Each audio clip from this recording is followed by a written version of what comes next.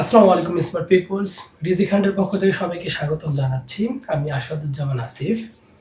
বর্ণ এবং অক্ষর এই ২ টা জিনিস নিয়ে যদি প্রশ্ন করা হয় যে এই ২ টা জিনিস কি একই নাকি আলাদা? তাহলে আমি মনে করি যে অধিকাংশ মানুষই আমরা বলব যে এই ২ টা জিনিস তো একই। কারণ আমরা এই ২ টা জিনিসকে একই রকমভাবে পড়েছি। কিন্তু আদৌ কি এই ২ টা জিনিস একই নাকি ভিন্ন? এটি আজকের আলোচ্য বিষয়। তো সর্বপ্রথম আমরা বর্ণ সম্পর্কে একটু শুনি। আমি মনে করি যে সবাই আমরা বর্ণ চিনি। বাট আপনাকে মনে করিয়ে দিচ্ছি যে বর্ণ হলো আমরা যে ধ্বনির উচ্চারণ করি সেটার লিখিত একটা সংকেত।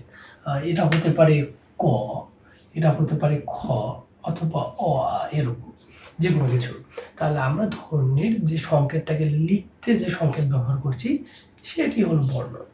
সো ওইভাবেই যদি আমরা হিসাব করি তাহলে এখানে নদ উচ্চারণ করতে গিয়ে আমাদের কয়টি বর্ণের ব্যবহার হয়েছে? ১, ২ টি। কয়টি উচ্চারণ হয়েছে? ২ টি। তাহলে ২ টি বর্ণ। নদী উচ্চারণের ক্ষেত্রেও কিন্তু সেম। তাহলে এখানেও কয়টি উচ্চারণ হয়েছে? ২ টি। সুতরাং এখানেও বর্ণ ২ টি। ভালোবাসা যদি দেখি তাহলে ভ, ল, ব, স। সো এখানেও কিন্তু মোটে তাহলে ৪ টি। হরতালের ক্ষেত্রে ৪ টি।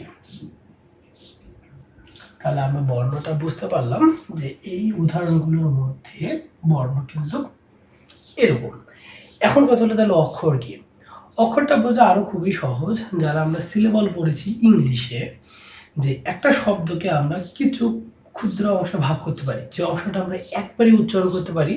যেমন এখানে যদি দেখি যে নদ, নদ উচ্চারণ করতে গিয়ে আমরা কি একবারে উচ্চারণ করতে পারছি? হ্যাঁ, নদ, নদ। তাহলে এক্ষেত্রে আমরা বলতে পারবো যে এখানে মোটেই অক্ষর রয়েছে ১ টি। নদী যদি উচ্চারণ করতে যাই তাহলে কি আমরা নদী একবারে উচ্চারণ করতে পারছি? না। সর্বপ্রথম ন আসছে, তারপরে দি আসছে। ন, দি। সো এখানে তাহলে আমরা বলতে পারি অক্ষর হলো ২ টি। ভালোবাসা যদি উচ্চারণ করতে যাই তাহলে দেখো ভা, লো, বা, সা। তাহলে মোটে কয়টা হচ্ছে? তাহলে মোটে হচ্ছে ৪ টি। হরতালকে যদি আমরা উচ্চারণ করতে যাই তাহলে হরতাল, হরতাল। তাহলে এখানে আসছে ২ টি। তাহলে প্রথম নদের ক্ষেত্রে দেখছি যে আমাদের বর্ণ ছিল ২ টি এবং অক্ষর হয়ে দাঁড়ালো ১ টি। নদীর ক্ষেত্রে কিন্তু বর্ণ ২ টি, অক্ষরও ২ টি। ভালোবাসার ক্ষেত্রে বর্ণ ৪ টি, অক্ষরও ৪ টি। আবার হরতালের ক্ষেত্রে গিয়ে বর্ণ ৪ টি কিন্তু অক্ষর হয়ে গেল আবার ২ টি। তাহলে বর্ণ এবং অক্ষর এই উদাহরণের মাধ্যমে আমরা দেখছি যে এই দুটি কিন্তু ভিন্ন। তাহলে বর্ণ এবং অক্ষর একই নয়, এদের মাঝখানে একটু ভিন্নতা রয়েছে। আমি আশা করি আজকের আলোচনা থেকে আপনারা এটা বুঝতে পেরেছেন। তো সবাইকে আবারও ধন্যবাদ।